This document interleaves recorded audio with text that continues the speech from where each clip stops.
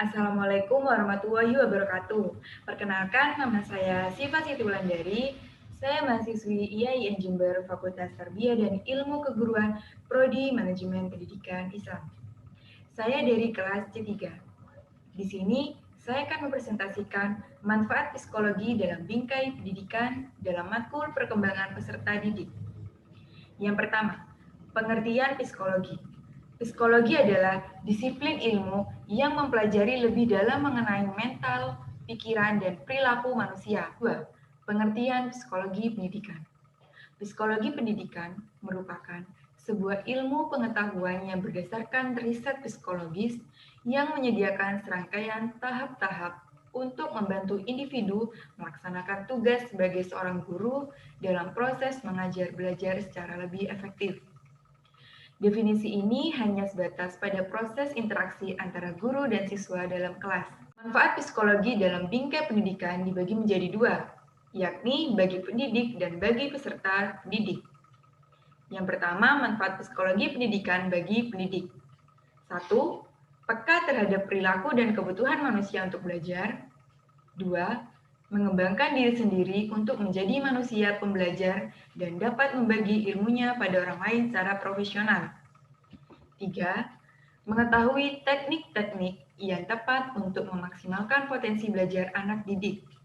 Dan yang terakhir, mampu menganalisis kekurangan dan kelebihan dalam metode belajar, mengajar, baik terhadap diri sendiri maupun orang lain, serta berupaya untuk terus memperbaikinya. Kedua, yakni manfaat psikologi dalam bingkai pendidikan untuk peserta didik. Pertama, kita pasti mengatasi kesulitan belajar.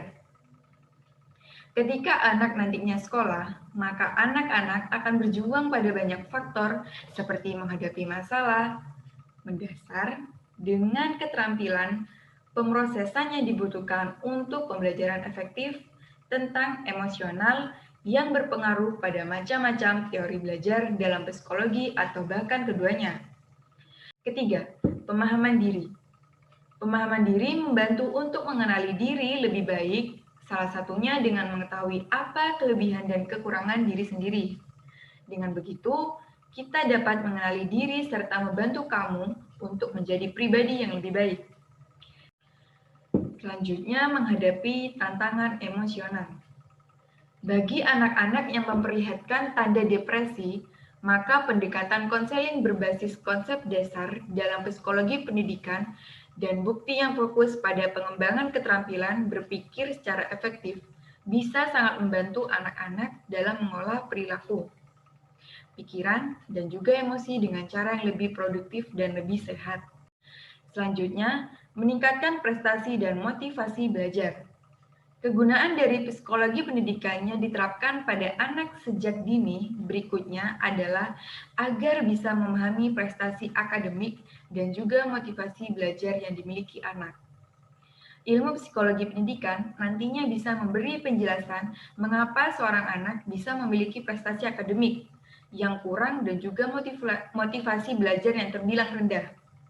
Selain itu, psikologi pendidikan juga bisa memberi jawaban sekaligus penanganan tepat untuk masalah prestasi dan motivasi belajar yang rendah pada anak sehingga bisa diatasi sejak ia masih kecil.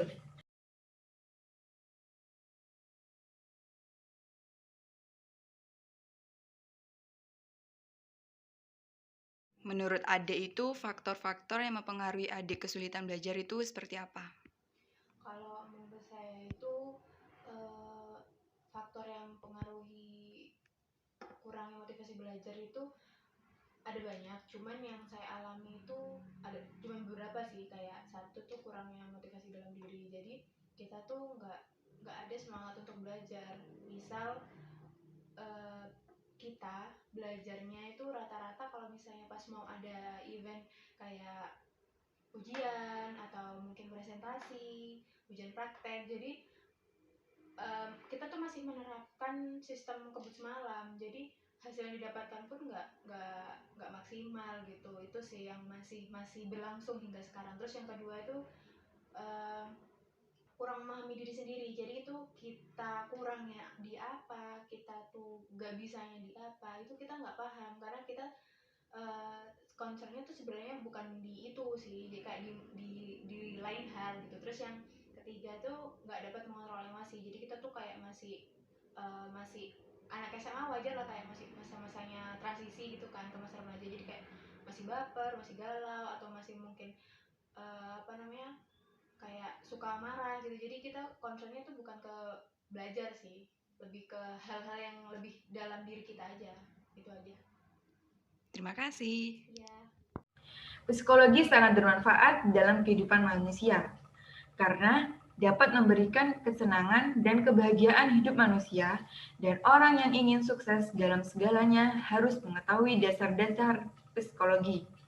Mempelajari psikologi dalam kehidupan tidak hanya berguna bagi orang tua dan guru dalam memberikan pendidikan kepada anak sesuai dengan tahap perkembangannya, tapi juga berguna ketika memahami diri kita sendiri.